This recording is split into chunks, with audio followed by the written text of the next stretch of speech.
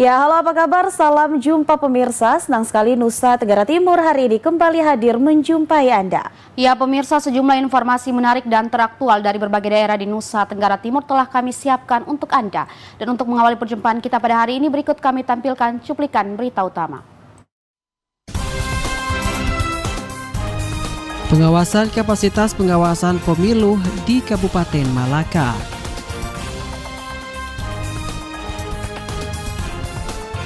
Ruang Kepsek disegel orang tua di Kabupaten Timor Tengah Selatan.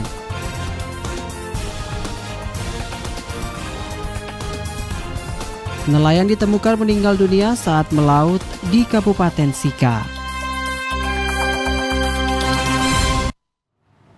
Ya, saudara, cuplikan berita utama tadi telah kami rangkai dengan beragam informasi menarik lainnya. Bersama saya Helga Meliani. Dan saya Giti Berkanis. Pemirsa, inilah Nusa Tenggara Timur hari ini selengkapnya untuk Anda.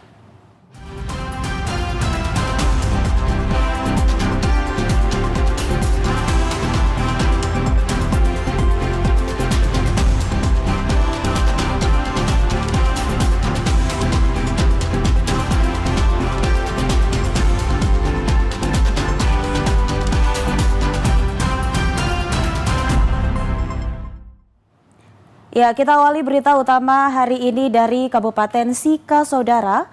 Pemutahiran data pemilih atau Pantarlih yang dilakukan petugas untuk Pilkada Serentak 2025 di Kabupaten Sika hampir rampung.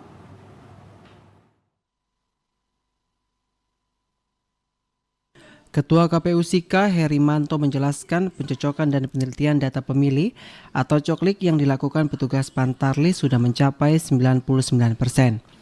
Petugas Pantarlih menurutnya hampir selesai melaksanakan tugasnya dalam melakukan coklit pemilihan kepala daerah atau Pilkada Serentak 2024. Ia mengatakan jumlah pemilih yang terdaftar dalam daftar penduduk potensial pemilih pemilihan atau DP4 untuk Pilkada Sika tahun 2024 mencapai 244.402 orang yang tersebar pada 555 TPS. Hal ini menandai penambahan sebanyak 180 pemilih dibandingkan dengan jumlah sebelumnya yang mencapai 244.222 pemilih. Herimanto berharap para petugas melaksanakan tugas dengan baik agar dapat menjamin hak pilih seluruh pemilih di Kabupaten Sika.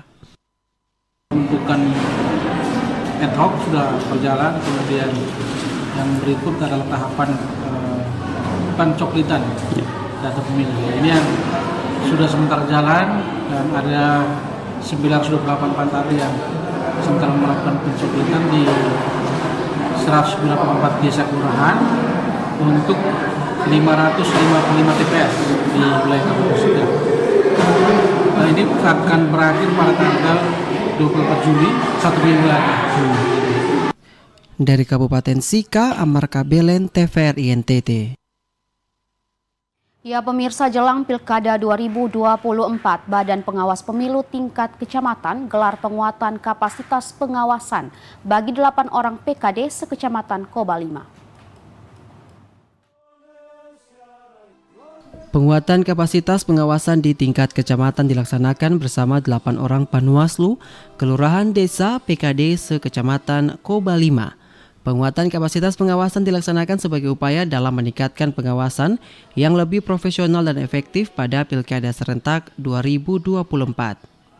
Bartimeus Nahak, pemateri penguatan kapasitas pengawas, mengatakan Panwaslu kelurahan dan desa diberi bekal terkait pengawasan di tingkat desa agar Pilkada Serentak 2024 di Kabupaten Malaka berjalan efektif.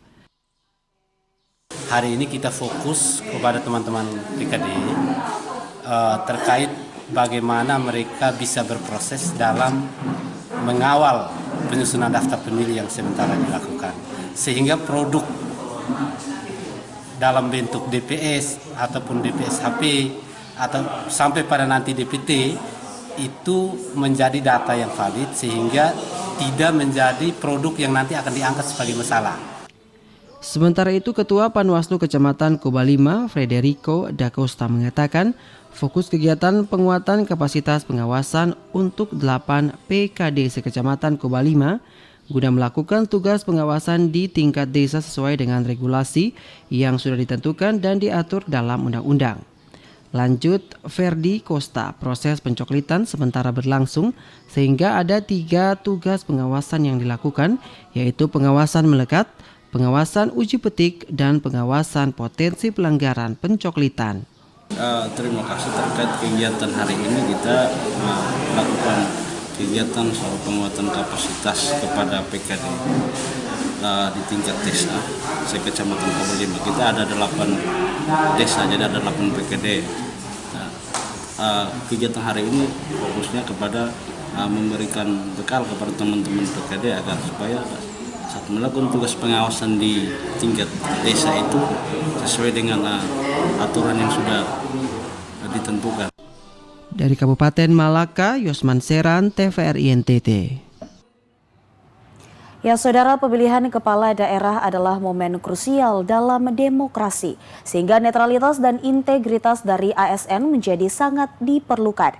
Hal ini penting memastikan bahwa pelayanan publik tidak terpengaruh oleh pertimbangan politik dan memastikan bahwa kebijakan yang diambil tetap berfokus pada kepentingan umum.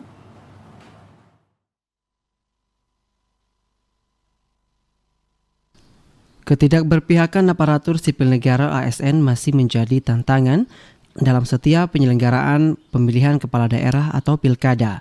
Netralitas ASN menjadi salah satu isu yang paling rawan di setiap penyelenggaraan pilkada, baik tingkat provinsi maupun kabupaten kota.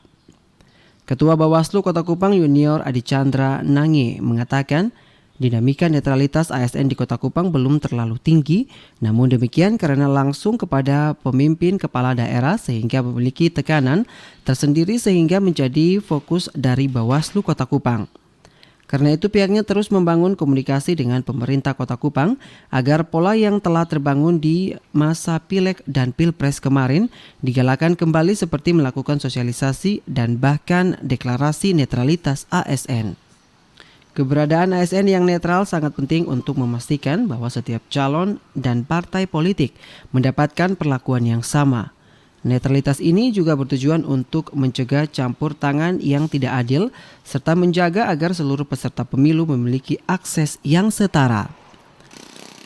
Sejauh ini sudah ada komunikasi, kita sudah bertemu dengan Kesbangpol, dengan Pak Sekda, dan sementara masih menunggu jadwal kepastian dengan Pak Penjabat untuk mengagendakan atau merencanakan kegiatan-kegiatan sosialisasi dan bahkan deklarasi netralitas ASN di Kota Kupang.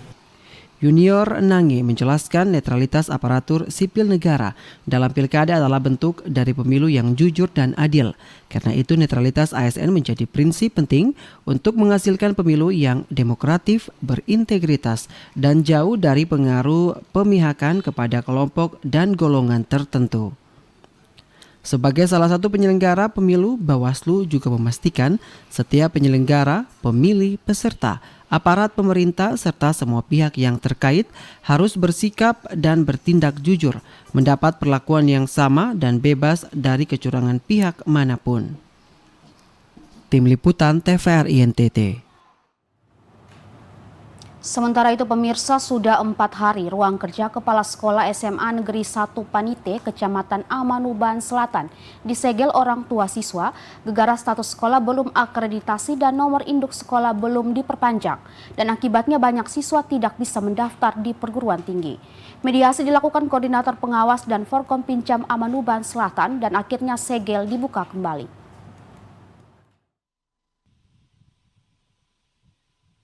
Kepada TVRI, Odesimus FSB Nus, salah satu orang tua siswa SMA Negeri Panite menjelaskan bahwa tuntutan mereka agar Kepala SMA Negeri Panite Amanuban Selatan mundur dari jabatannya karena dinilai tidak mampu memanage sekolah sehingga proses perpanjangan akreditasi dan nomor induk sekolah mulai dari tanggal 12 Juni 2024 hingga 15 Juli 2024 lalu belum beres dan anak-anak mereka akhirnya terlantar dan tidak bisa mendaftar masuk ke perguruan tinggi. Mereka pun akhirnya menyegel ruang kepala sekolah, selanjutnya meminta agar segera ada pelaksana tugas kepala sekolah agar dapat memanage operasional sekolah, agar aktivitas belajar mengajar sekolah dapat berjalan dengan baik. Kendati demikian, setelah melalui proses mediasi yang alot bersama koordinator pengawas, Camat Amanuban Selatan, Sekcam Amanuban Selatan, Kapolsek Amanuban Selatan dan Ramil Amanuban Selatan, dan Kepala Sekolah Maria Oematan. Akhirnya yang bersangkutan membuat surat pernyataan pengunduran diri dan bersepakat agar proses perpanjangan akreditasi sekolah berjalan tanggal 5 Agustus 2024 pekan depan. Kepala sekolah baru segera dilantik tanggal 31 Oktober 2024 mendatang, maka pihaknya dan teman-teman melunak sehingga segel dibuka karena tuntutan mereka dinyatakan telah terjawab. Kami dalam penyegelan ini tidak bermaksud berbuat anarkis, dalam hal ini tidak bermaksud untuk aktivitas pendidikan ini tidak berjalan. Tetapi maksud tujuan kami adalah pemimpin dari SMA Negeri 1 Selatan yang selama ini sudah keliru dalam memanage, bisa memperbaiki setiap kesalahan yang dibuat. Sementara itu, Jemi Pele, koordinator pengawas SMA dan SMK UPT Dinas Pendidikan dan Kebudayaan Provinsi Nusa Tenggara Timur Cabang Timur Tengah Selatan menjelaskan bahwa keinginan masyarakat Amanuban Selatan terhadap kualitas pendidikan di SMA Negeri Amanuban Selatan untuk menjadi lebih baik sehingga terjadi riak-riak. Akhirnya ada penyegelan ruang kepala sekolah. Pihaknya diutus Dinas Pendidikan dan Kebudayaan serta Forkopimcam Amanuban Selatan untuk melakukan mediasi yang walaupun berlangsung alot, namun akhirnya ada titik temu dan segel dibuka setelah kepala sekolah membacakan surat pengunduran diri. Ya, seperti yang kita saksikan tadi, orang tua sesuai dengan permintaan kita sudah menjembatani walaupun alot karena menghubungkan antara dunia informal dan dunia birokrasi. Tapi ternyata semua bersepakat untuk kemajuan SMA Negeri 1 Amanuban Selatan dalam kualitas yang lebih baik ke depan. Maka kita sudah berproses dan untuk pembukaan itu kita sudah lakukan tadi. Pantauan TVRI mediasi berlangsung alot sejak pukul 11.00 WITA hingga pukul 17.00 WITA kemarin sore. Banyak sanggahan dan protes dari orang tua siswa yang akhirnya memakan waktu, namun akhirnya proses mediasi selesai dan segel pintu ruang kepala sekolah dibuka. Dari Timur Tengah Selatan, Evan Baitanu, TVRI NTT. Ya, kita beralih ke informasi lainnya, Saudara. Satuan Polisi Pamong Praja menertibkan sejumlah pedagang yang tidak mengindahkan himbauan serta larangan berjualan di trotoar dan bahu jalan.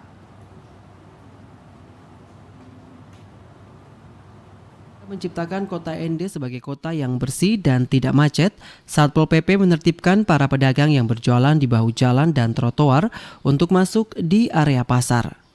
Robertus Dede, Kasih Bina Potensi Satpol PP menyampaikan, kegiatan hari ini merupakan tindak lanjut dalam rangka menertibkan semua pedagang yang berjualan di trotoar dan bahu jalan sehingga mereka masuk dalam pasar dan tindakan menimbulkan kemacetan.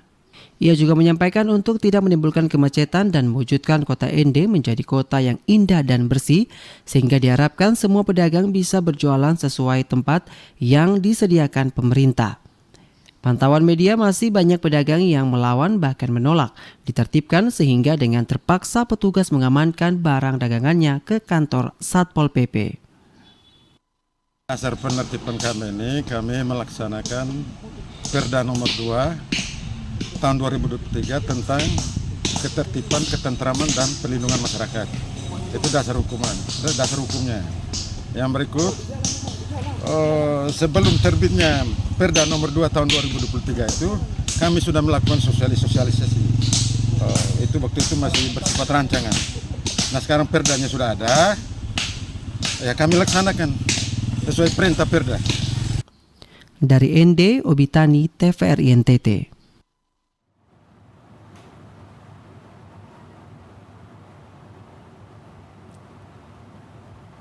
Sementara itu pemirsa, seorang nelayan bernama Bako Umar, warga Talibura, Kabupaten Sika ditemukan tak bernyawa setelah hilang saat melaut sejak Jumat 18 Juli 2024. Ia ditemukan tim SAR gabungan setelah melakukan operasi pencarian.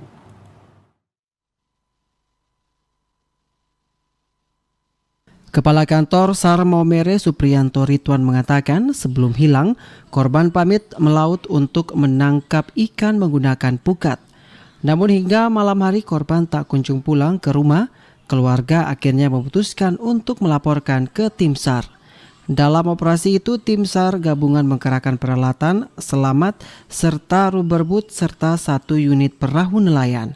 Korban akhirnya ditemukan di sekitar 1 mil dari lokasi kejadian dalam kondisi meninggal dunia. Dari Kabupaten Sika, Amar Kabelen, TVRI NTT. Ya, saudara, sebuah mobil pick-up nomor polisi EB8110A menabrak sebuah mobil trek Hino yang sementara diparkir. 1 orang meninggal dunia dan 1-nya masih dirawat di rumah sakit.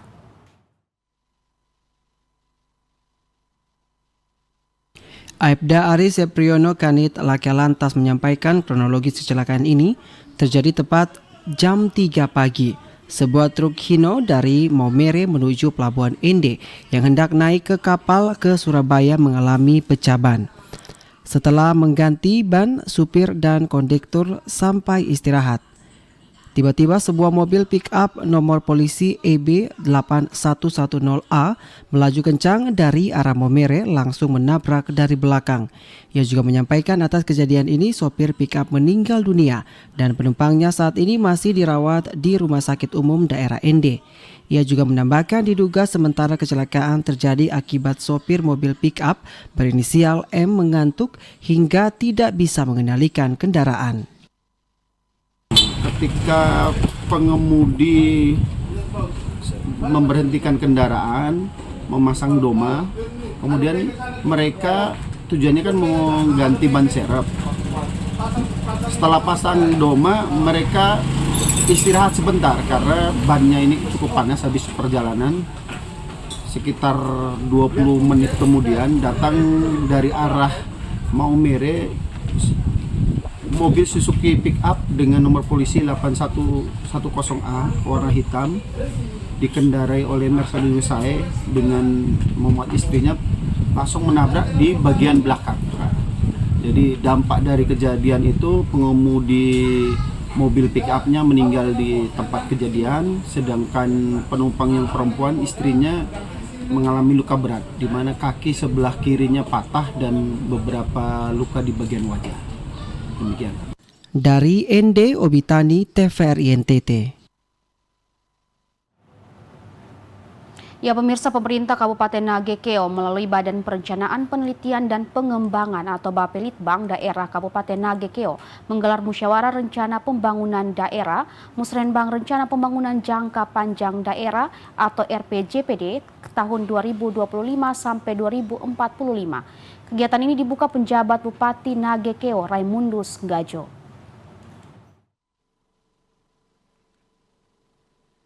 Pemerintah Kabupaten Nagekeo menggelar musyawarah rencana pembangunan jangka panjang atau RPJP menuju Indonesia Emas di tahun 2045. Hadir dalam kegiatan tersebut seluruh pimpinan SKPD lingkup pemerintah Kabupaten Nagekeo, para camat Kabupaten Nagekeo dan unsur Forkopimda. Penjabat Bupati Nagekeo Raimundus Nggajo mengatakan suatu perencanaan pembangunan dikatakan baik apabila dapat menjadi landasan atau panduan dalam menentukan arah dan tindakan pembangunan. Perencanaan tersebut harus komprehensif, adaptif, dan partisipatif. Dalam penyusunan rencana pembangunan jangka panjang daerah atau RPJPD Kabupaten Nagekeo tahun 2025-2045 harus disinergikan dengan sektor pembangunan yang menjadi fokus pemerintah pusat yang saat ini berada di Nagekeo. Salah satunya adalah Program Strategis Nasional atau PSN Waduk Lambo. Terhadap isu strategis pembangunan Nagekeo, yakni rencana optimalisasi PSN atau Proyek Strategi Nasional Waduk Lambo sebagai ketahanan pangan, ketahanan energi, dan destinasi. Rencana pengembangan irigasi sekunder dan tersier di lokasi lahan potensial seluas 1.950 hektar atau lahan sawah dan agrowisata berupa kebun buah-buahan dan kebun hortikultura. Rencana pembangunan Bandara Mbai Nagekeo yang sudah memiliki surat keputusan terkait penetapan lokasi oleh Kementerian Perhubungan sebagai bandara pengumpul untuk mendukung konektivitas Pulau Flores. Rencana pengembangan kawasan peternakan atau ranch ternak dan pembangunan RPH terintegrasi untuk memenuhi kebutuhan akan permintaan ternak dan daging yang tinggi untuk mendukung pariwisata super premium Labuan Bajo. Rencana pembangunan marina sebagai pintu masuk destinasi wisata wilayah Flores bagian tengah dan timur untuk mendukung pariwisata super premium Labuan Bajo dan pengembangan pelabuhan laut Marpokot sebagai pelabuhan niaga dan peti kemas. Rencana pengembangan kawasan garam industri di Kecamatan Aisesa oleh PT Cetam Garam Indonesia. Saya harapkan inilah yang menjadi poin besar kita untuk mendorong agar maju lebih cepat, bisa seiring dengan kawasan kita. Karena dengan kondisi strategis sebagai the heart of Flores, bukan hanya kita bangga di heart, tapi di heart yang memang memberikan manfaat untuk masyarakat sebagai hub untuk bisa mendorong ekonomi Nagekeo dan juga ekonomi Flores pada umumnya. Makanya kita harus memanfaatkan the heart ini, jangan sampai the heart hanya cuma silakan, tapi the heart yang bisa memberikan manfaat untuk ekonomi masyarakat, baik itu Nagekeo secara khusus maupun Flores pada umumnya. Dari Nagekeo, Doni Moni, TVRI NTT. Ya, saudara, beragam informasi menarik lainnya akan kami hadirkan usai jeda pariwara berikut. Untuk itu tetaplah bersama kami di Nusa Tenggara Timur hari ini.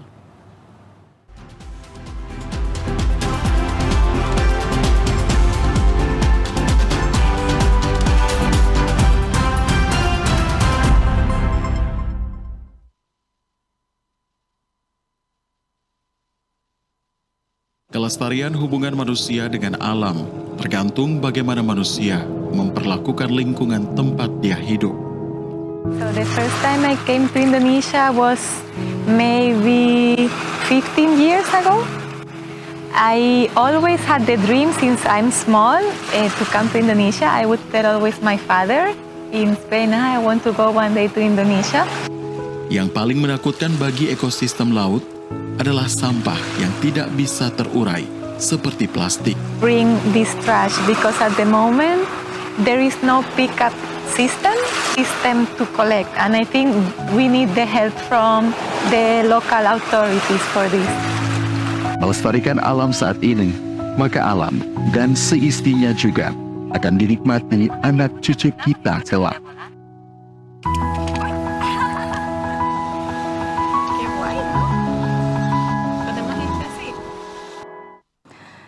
Mimbar agama Islam, kuatkan iman, syiarnan lembut, kun fayakun, istiqomalah.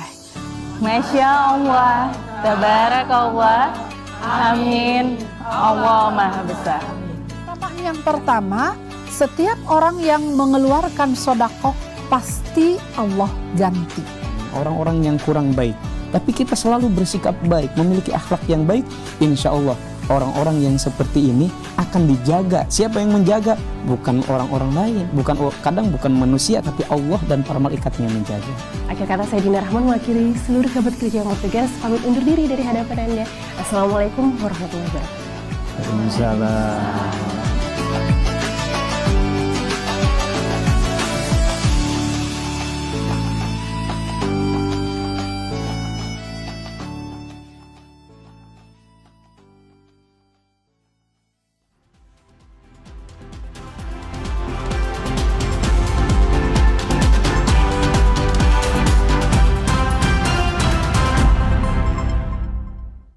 Ya pemirsa, terima kasih Anda masih menyaksikan Nusa Tenggara Timur hari ini. Ya, kita ikuti informasi selanjutnya pemirsa. Pemerintah Desa Biloto, Kecamatan Molo Selatan, pertama terapkan inovasi tabungan bambu dan tempurung kelapa untuk membayar pajak bumi dan bangunan karena sudah merupakan tradisi peninggalan leluhur.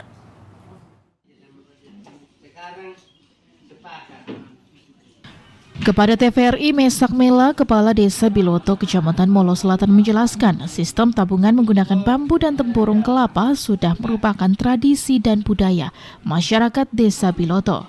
Strategi dan inovasi ini sebelum diturunkan pemerintah daerah, masyarakat Desa Biloto sudah melaksanakan tabungan bambu yang berfungsi untuk kebutuhan anak sekolah juga terutama untuk kebutuhan pembayaran pajak bumi dan bangunan. Pasalnya, saat petugas penagih pajak tiba di setiap rumah masyarakat, baik petugas penagih pajak maupun masyarakat tidak mengalami kewalahan lagi untuk membayar pajak.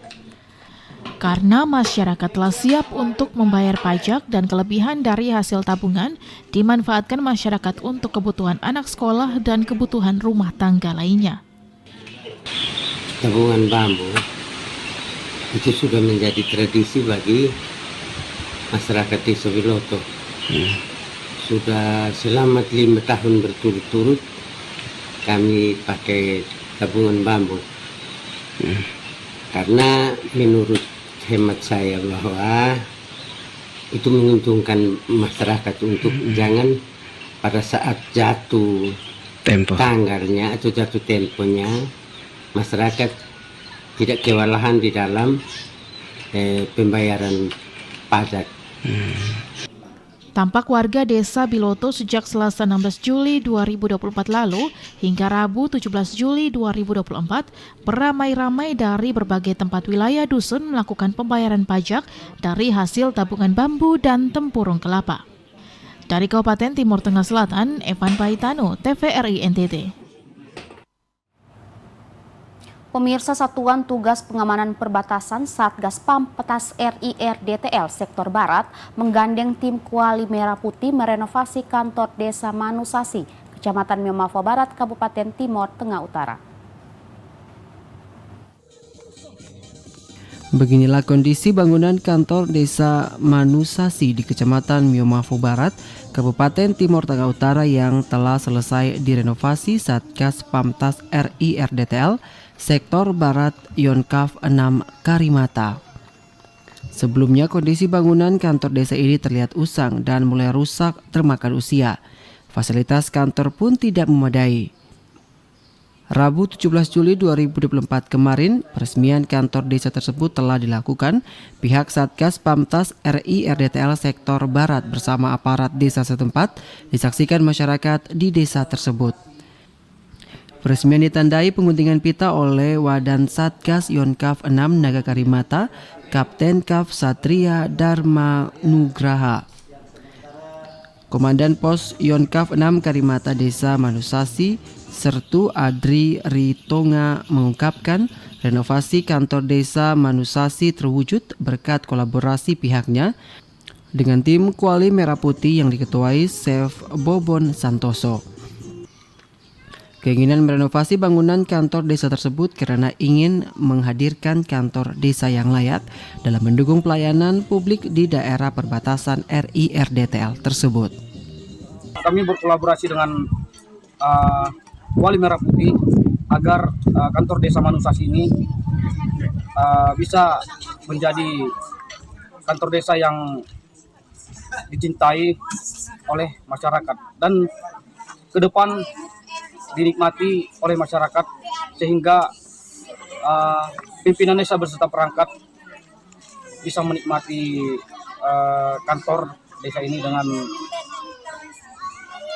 bahagia, dengan berdinas dengan semangat untuk mengayomi masyarakat desa Manusasi.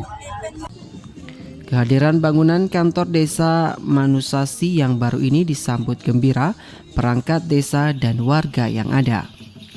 Kami pemerintah Desa Manusasi bersama masyarakat Desa Manusasi mengucapkan limpah terima kasih kepada Pak Bobon Santoso bersama dan Satgas Yonkaf 6 Naga Karimata yang lewat kolaborasi sudah bekerja sama membantu kami di Desa Manusasi lewat renovasi kantor Desa Manusasi.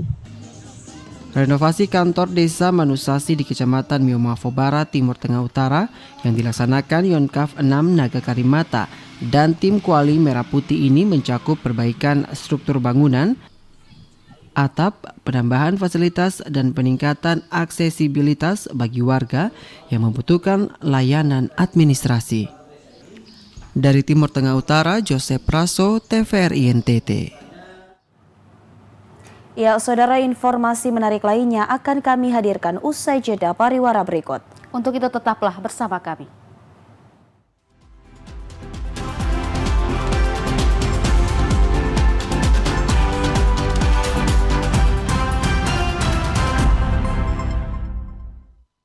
Saudara-saudariku, para pemirsa yang terkasih, jangan lupakan hal ini. Karena inilah kuasa yang membuat kehidupan kerajaan Allah bertundas, bertumbuh, dan berakar di dalam diri kita.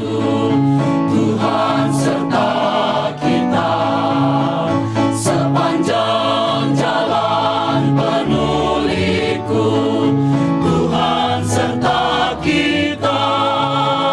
Dinamika aktivitas kita dalam pekan ini senantiasa dibimbing, dilindungi, dan diberkati oleh Allah yang Maha Kuasa, Bapa dan Putra dan Roh Kudus. Amin. Proclamaniam gloriam Tuam, Domine Deus et celestis, Deus Pater omnipotens. Danau Kelimutu. Danau Kelimutu merupakan salah satu keajaiban dari tanah Flores. Memiliki 3 warna berbeda, tapi apa yang menyebabkan perubahan warna Danau Kelimutu?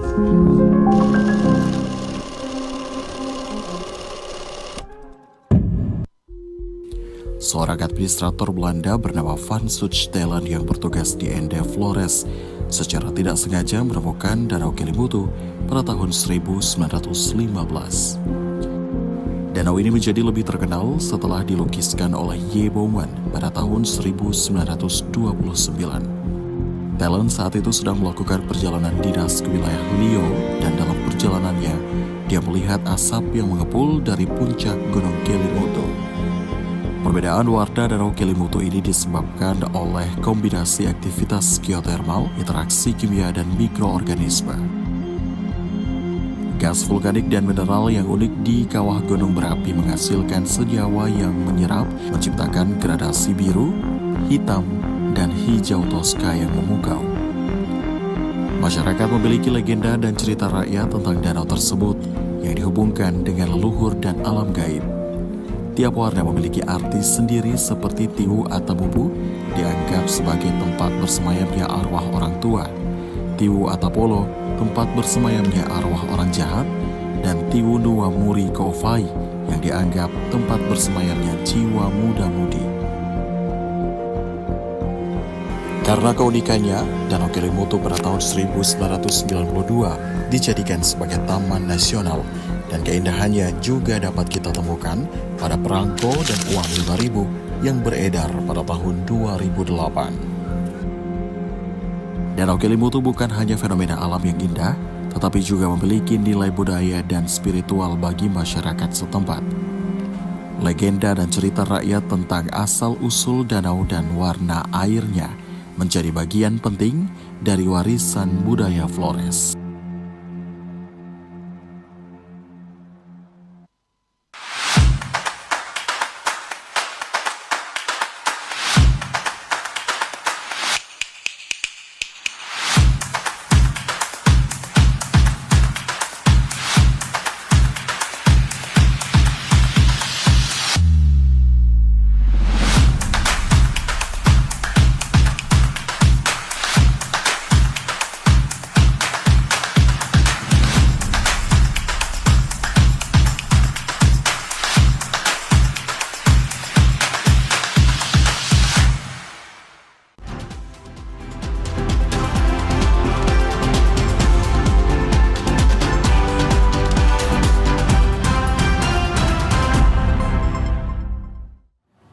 Pemirsa, terima kasih Anda masih menyaksikan Nusa Tenggara Timur hari ini. Ya, kita ikuti informasi selanjutnya pemirsa. Pembatasan bahan bakar minyak bagi masyarakat pengguna kendaraan bermotor membuat pihak SPBU Turekisa memberlakukan sistem barcode bagi kendaraan roda 4 sesuai petunjuk Pertamina agar penggunaan bahan bakar lebih tepat sasaran dan terdata dengan baik.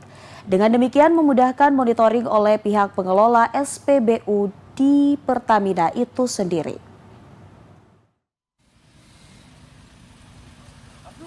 Pembatasan bahan bakar minyak oleh pemerintah sangat berdampak terhadap aktivitas pengguna kendaraan, khususnya kendaraan roda 4 yang diwajibkan menggunakan metode scan barcode Pertamina agar bisa terpantau jumlah penggunaan bahan bakar dan memastikan bahwa bahan bakar minyak subsidi tepat sasaran kepada penerima serta memudahkan proses pembelian BBM bersubsidi di SPBU lebih cepat dan efisien. Penerapan sistem barcode Pertamina memuat sejumlah pemilik kendaraan wajib mendaftarkan diri dengan menggunakan aplikasi yang ada dengan dibantu oleh petugas SPBU Turekisa sehingga dapat memiliki barcode yang akan di-scan oleh petugas saat akan melakukan pengisian bahan bakar minyak. Penanggung jawab SPBU Turekisa, Bruder Martin Bria SVD menjelaskan bahwa penggunaan barcode saat pengisian bahan bakar bagi kendaraan roda 4 bukanlah hal yang baru, tetapi karena masih banyaknya pemilik kendaraan yang belum terdaftar sehingga petugas tidak akan melayani pengisian dan diarahkan untuk segera mengurus pendaftaran baru dengan dibantu oleh petugas SPBU. Kan kita mengikuti aturan dari Pertamina ya. Jadi dari Pertamina sudah menegaskan untuk setiap kendaraan roda 4 wajib menggunakan barcode sesuai himbauan yang sudah dikeluarkan oleh Pertamina. Kita sudah tempelkan himbauan itu supaya masing-masing pemilik kendaraan wajib menggunakan barcode. Dan penggunaan barcode ini sebenarnya bukan baru sekarang, sudah dari berapa tahun lalu.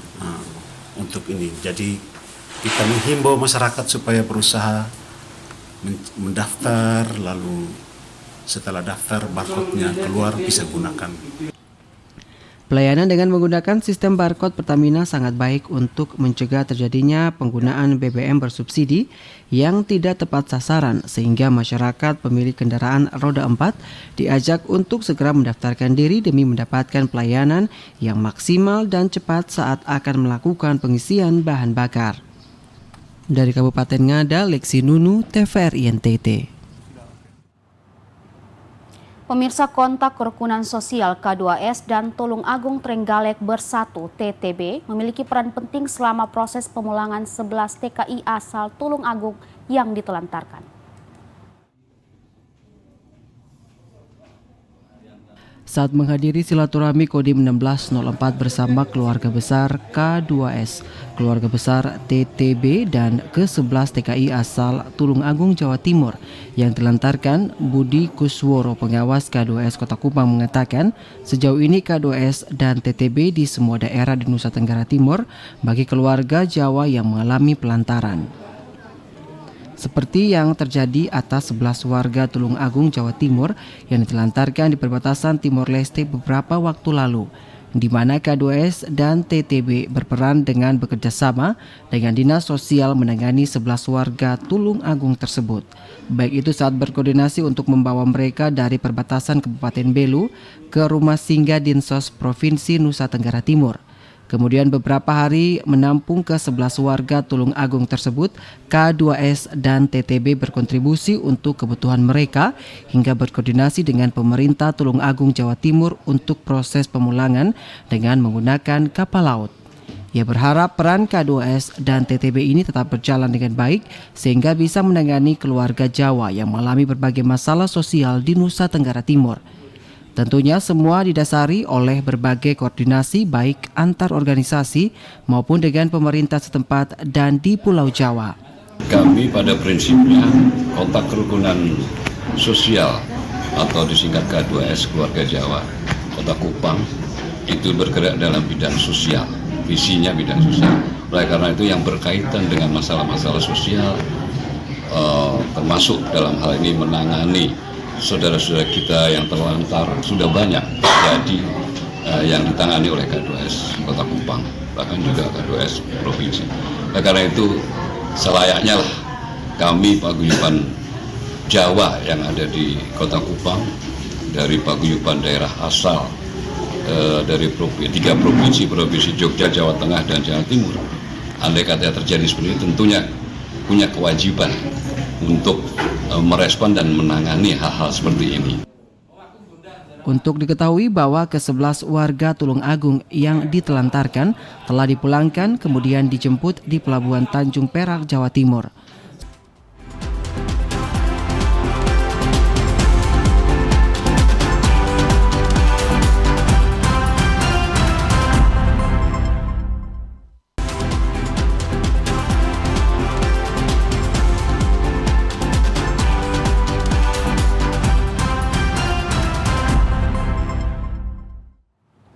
Pemirsa, terima kasih Anda masih bersama kami di Nusa Tenggara Timur hari ini. Ya, kita ikuti informasi selanjutnya. Bakti sosial donor darah digelar Kejaksaan Negeri Timur Tengah Utara dalam rangka menyambut Hari Bakti Adiaksa ke-64 dan HUT ke-24 Ikatan Adiaksa Dharma Kartini tahun 2024. Kegiatan donor darah ini yang berlangsung di Aula Kantor Kejaksaan Negeri Timur Tengah Utara adalah salah satu dari sejumlah kegiatan bakti sosial yang digelar Kejari TTU dalam rangka menyambut Hari Bakti Adiaksa ke-64 dan HUT ke-24 Ikatan Adiaksa Dharma Kartini tahun 2024. Bekerja sama dengan Rumah Sakit Umum daerah setempat, aksi donor darah ini melibatkan sejumlah instansi antara lain Kodim dan Polres TTU, pengadilan, BPJS, bank, wartawan, serta sejumlah instansi lainnya. Kepala Kejaksaan Negeri TTU Firman Setiawan mengungkapkan pihaknya menargetkan sebanyak 50 kantong darah bisa didapat dalam aksi kemanusiaan ini. Aksi donor darah guna memenuhi tingginya permintaan stok darah di wilayah tersebut. Ini kita mengundang ke instansi pemerintah dan juga sebagian ada masyarakat untuk melakukan donor darah. Dari donor darah ini mudah-mudahan dapat bermanfaat untuk masyarakat yang membutuhkan. Ini target kita berapa kantong? Ini target kita 50 kantong, namun tidak menutup kemungkinan telah disediakan oleh dinas rumah sakit, 70 lebih. Mudah-mudahan tercapai targetnya. Di sisi lain, sudah lebih dari setahun ini tidak terlihat lagi aktivitas donor darah dilakukan pihak Palang Merah Indonesia setempat. Menurut salah satu pengurus PMI, kegiatan donor darah sementara dihentikan karena ketiadaan anggaran yang dialokasikan pemerintah daerah. Padahal permintaan akan stok darah di daerah tersebut cukup tinggi, dalam setahun bisa mencapai 1.000 kantong darah. Dari Timur Tengah Utara, Joseph Praso, TVRI NTT. Pemirsa, perayaan Hari Ulang Tahun Indonesia masih 1 bulan lagi, namun euforia dan persiapannya mulai terasa. Hal ini terlihat dari berbunculannya pedagang bendera musiman yang mulai berjualan di pinggir jalan.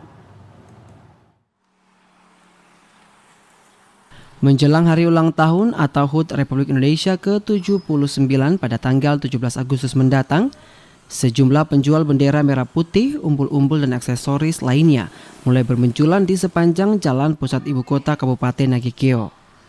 Franciscus Migu, salah seorang pedagang atribut kemerdekaan, mengatakan hampir setiap tahun dirinya telah menjual atribut kemerdekaan. Berbagai atribut dijajaki kepada masyarakat beraneka ragam, mulai dari yang berukuran besar hingga berukuran kecil. Tak hanya itu, dirinya juga menjual beragam umbul-umbul yang biasanya digunakan untuk menghias gapura maupun dipasang di pinggir jalan. Harga yang ditawarkan pun juga bervariatif, mulai dari Rp5.000 hingga ratusan ribu, tergantung jenis dan ukurannya. Meskipun hasil penjualan masih dinilai sepi, namun dalam sehari penghasilan mencapai kisaran Rp500.000. Saya sudah 3 tahun. Lumayan omsetnya. 2022, 2021, 2022, 2003 kemarin, 2003 kan? Baru sekarang. Ini kalau yang paling background paling tinggi lah dia 250. Ini juga sama. Kalau yang bawah nih yang ini kan 60 karet kan? 200. Nah kalau ini paling 80.000 lah. 80.000. Gapura kan? Kalau bendera ini? Bendera yang ini kena 35. Dirinya sengaja lebih awal menjual atribut kemerdekaan agar bisa dikenal orang dan bisa dibeli oleh masyarakat lebih awal sebelum bermunculan pedagang serupa. Pembeli yang datang juga beragam, mulai dari masyarakat umum, perkantoran, instansi pemerintahan maupun swasta. Dari Nagekeo, Doni Moni, TVRI NTT. Ya, saudara, sebanyak 50 pembalap gestrek sepeda asal Timor Leste mengikuti kejuaraan gestrek MTB/PMX Race Season 1 yang digelar di sirkuit Kisbaki, Kelurahan Manutapen, Kota Kupang. Kejuaraan gestrek yang baru pertama kali digelar oleh pemuda Manutapen yang didukung oleh Barisan Muda PAN Kota Kupang mendapat respon yang cukup baik. Kejuaraan ini mendapat minat yang cukup banyak, terbukti diikuti oleh pembalap asal Timor Leste. Sebanyak 50 orang pembalap asal RDTL akan bersaing dengan pembalap-pembalap lokal asal Kota Kupang.